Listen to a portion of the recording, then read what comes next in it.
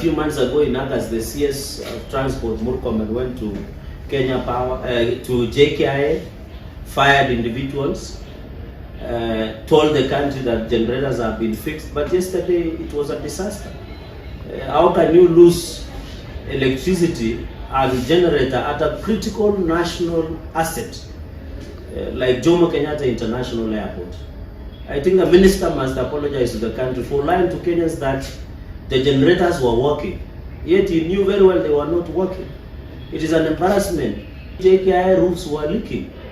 He formed a committee to look into leaking roofs. Now, I hope he is not intending to form another committee to look into why generators are not working. Because the generator to work is very simple. Every Kenyan knows how generators work. Unakanyaka, unafuruta mara tatu, na generator inawaka and you have electricity. So do we need an explanation to that?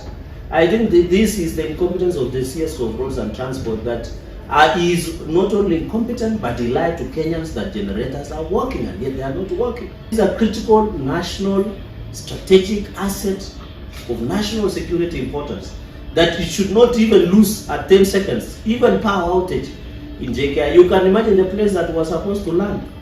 Therefore, it must apologize to this country and Kenyans. And you know, the last time he came to Nandi, the other months, he came and insulted me and called me a kilikidogo. I thought he has fixed the generator. So who has a kilikidogo now? Because if you cannot fix a generator, where unakanyaka 1, 2, 3, kick, the generator goes on and you are able to use.